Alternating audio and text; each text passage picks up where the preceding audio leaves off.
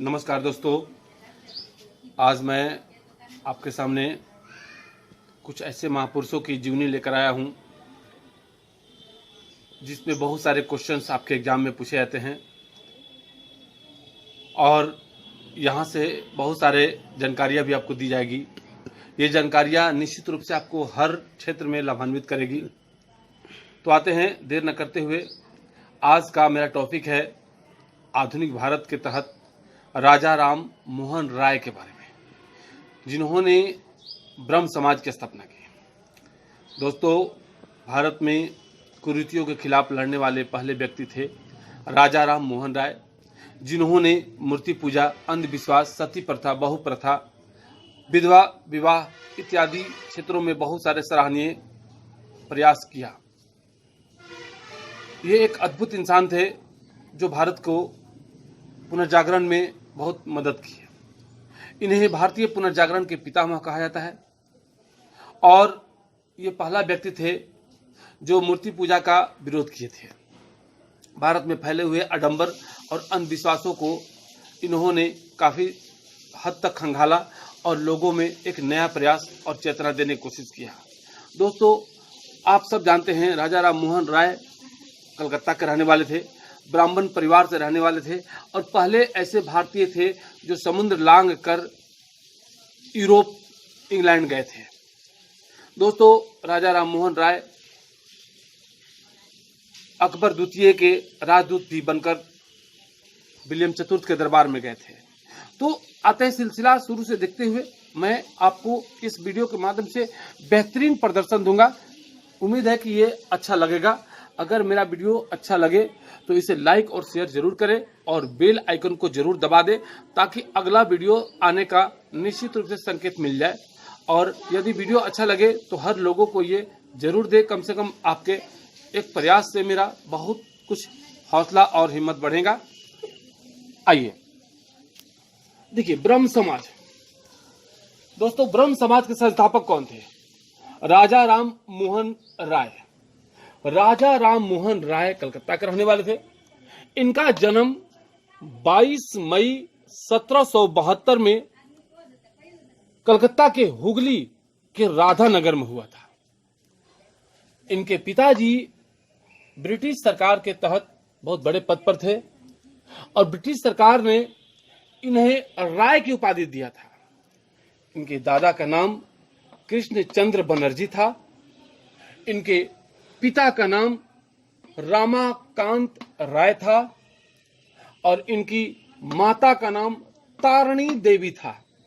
दोस्तों, इनका विवाह बचपन में ही कर दिया गया था।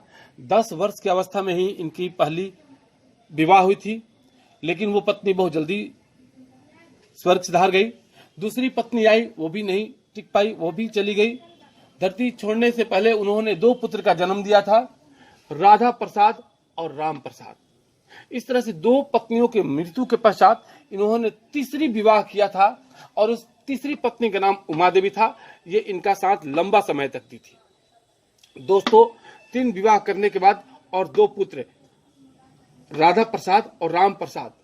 तो इनके बारे में बहुत सारे अटकलें लगाई जाती है। ये एक तीव्र व्यक्ति थे जो पहला आंदोलन चलाए थे भारत में, धर्म सुधार आंदोलन, और इस कारण से इनके कई उपलब्धियों को जाना जाता है। ये बहुत बड़े विद्वान थे। इनकी बहुत बढ़िया जानकारी बहुत सारे क्षेत्रों में, बहुत सारी भाषाओं में थी। तो ये फारसी, अरबी, अंग्रेजी, बंगला, संस्कृत, हिंदी, फ्रेंच इत्यादि भाषाओं के महान प्रकांड पंडित विद्वान थे। इनकी शिक्षा का कार्य बिहार के पटना और बनारस में संपन्न हुआ था। विदेशों में भी ये गए थे अपनी शिक्षा ग्रहण करने के लिए। तो आते हैं, इनके विचारधाराओं में एक ईश्वरवाद मान्यता के रूप में था। ये ईश्वर को एक मानते थे और मूर्ति पूजा के घोर विरोधी थे। सती प्रथा के विरोधी थे। बहु विवाह पहले चला करता था, उसके विरोधी थे। इस तरह से बाल शिक्षा और बाल शोषण पर भी इन्होंने आंदोलन किया था। ये पहला व्यक्ति थे जो भारत में इस तरह के आंदोलन चलाए थे। इनकी मान्यता थी एकेश्वरवाद। क्वेश्चन डालता है, ये जॉन डिग्वी के दीवान के रूप में भी कार्य कर चुके थे। क्वेश्चन डालता है एग्जाम में, मुगल सम्राट अकबर द्वितीय के ये दरबारी विद्वान भी थे और अकबर द्वितीय ने इन्हें राजा की उपाधि प्रदान की थी। इनकी प्रतिभा को देखते हुए सुभाष चंद्र बोस ने इन्हें युगदूत की उपाधि दी थी। इन्हें भारतीय पुनर्जागरण के अग्रदूत और भारत के मार्टिन लूथर के नाम से भी जाना जाता है। अपने जीवन काल में अनेकों पुस्तक लिखे थे, लेकिन उन पुस्तकों में महत्वपूर्ण पुस्तक थी तुहफतुल प्रिंसेप of Jesus, gift to monotheists. इसके अलावा कई पत्रिकाएं भी इन्होंने निकाली थी, जिसमें बंगला साप्ताहिक पत्रिका थी संवाद कुमैदी। ये पहला व्यक्ति थे जो समुद्र को पार करके यूरोप गए थे। ये अकबर द्वितीय का दरबारी राजदूत बनकर विलियम चतुर्थ के दरबार में गए थे। तो दोस्तों, इस तरह से इनकी बहुत सारी घटनाएं एक डेट ईस्वी के तहत निकाल रहे हैं कि इन्होंने 1802 में एकेश्वरवाद के समर्थन में तुफरुल मुआदिन नामक पुस्तक का प्रकाशन किया। यह पुस्तक फारसी में था। पुस्तक का नाम फिर से सुनिए, तुफरुल मुआदिन। यह पुस्तक एकेश्वरवाद के समर्थन में लिखा गया था और यह फारसी भाषा में लिखा गया था।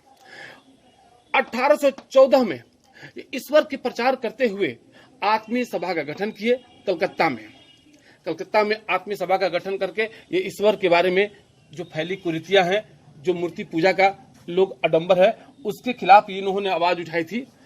1816 में वेदांत सार नामक पुस्तक का प्रकाशन किए थे। 20 अगस्त 1828 में इन्होंने बेहतरीन संगठन ब्रह्म समाज की स्थापना किए थे और ये लॉर्ड विलियम बेंटिक के समकालीन थे।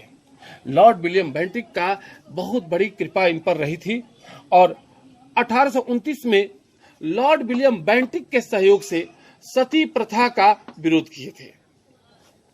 तो सती प्रथा का विरोध करते हुए 1830 में लॉर्ड विलियम बेंटिक के काल में ही कैप्टन सलीमैन द्वारा ठगी प्रथा का अंत किया गया था। क्वेश्चन एग्जाम में डाल चुका है, ठगी प्रथा का अंत किसने किया था? कैप्टन सलीमैन। किसके सहयोग से? लॉर्ड विलियम बेंटिक के सहयोग से। सती प्रथा का अंत किसने कराने का प्रयास किया? Lord William Bentinck. किसके सहयोग से? राजा राम मोहन राय के सहयोग से। 1830 में ये मुगल सम्राट अकबर द्वितीय के राजदूत बनकर इंग्लैंड गए थे विलियम चतुर्थ के दरबार में। 1825 में इन्होंने कलकत्ता में वेदांत कॉलेज की स्थापना की। 1817 में कलकत्ता में हिंदू कॉलेज की स्थापना की। 1822 में मिरात उल अखबारात का प्रकाशन किया था। इनका मृत्यु 22 सितंबर 1833 में हुई थी और यह मृत्यु इंग्लैंड के ब्रिस्टल में हुई थी। इनका मृत्यु 22 सितंबर 1833 में मेनिंजाइटिस नामक रोग से हुई थी। ये भारत से जब यूरोप गए थे, वहां पर लंबे समय तक रहे थे और वहीं पर इन्होंने भारत का प्रचार प्रसार करने में मदद किया था। तो इनकी मृत्यु के पश्चात इस संगठन का बागडोर द्वारिकानाथ टैगोर ने संभाला था। फिर उनका पुत्र ने इसमें आकर भागीदारी देना चालू किया। रविंद्रनाथ के दादाजी थे द्वारिकानाथ टैगोर और पिताजी थे देवेंद्रनाथ टैगोर। 1839 में देवेंद्रनाथ टैगोर ने तत्वबोधिनी सभा का गठन किया था। अब तत्वबोधिनी सभा के तहत ये ब्रह्म समाज को उजागर करने की कोशिश की है। बहुत सारी कुरीतियां इसमें धीरे धीरे फैलने लगी थी। 1858 में केशव चंद्र सेन इसमें शामिल हुए, लेकिन ब्रह्म समाज में काफी बुराई आ गई थी और धीरे धीरे लोग अपने मकसद से भटक गए थे। इस कारण से इसका टूटना स्वाभाविक सा था। 1865 में ब्रह्म समाज टूटकर उसके जगह पर आदि ब्रह्म समाज की स्थापना देवेंद्रनाथ टैगोर ने स्वयं किया था, क्योंकि ये ब्रह्म समाज में जुड़े थे, लेकिन कुरीतियां आने के कारण ये नया संगठन बना दिए थे ब्रह्म समाज से आदि ब्रह्म समाज। क्वेश्चन डालता है, आदि ब्रह्म समाज के संस्थापक कौन थे? देवेंद्रनाथ टैगोर। अब देखिए, फिर 1866 में फिर इसमें विरोध भास हो गया और आपसी बहबनस के कारण केशव चंद्र सेन भी इससे अलग हो गए और उन्होंने एक अलग संगठन भारतीय ब्रह्म समाज की नींव रख दी थी। तो इस तरह से धीरे धीरे ब्रह्म समाज टूटते टूटते कई टुकड़ों में बटा। अंत में 1878 में साधारण ब्रह्म समाज की स्थापना शिवानंद शास्त्री और आनंद मोहन बोस ने किया था। तो दोस्तों, ये तो एक छोटी सी महत्वपूर्ण घटना थी, राजा राम मोहन राय या ब्रह्म समाज कहिए, इससे संबंधित। इसके बाद धीरे धीरे आर्य समाज, प्रार्थना समाज और भी बहुत सारे सत्यसंग समाज का स्थापना होना चालू हुआ। दोस्तों, आशा ही नहीं, उम्मीद करता हूं ये वीडियो आपको पसंद आएगी। अगर अच्छा लगे तो इसको लाइक और शेयर जरूर करें। धन्यवाद।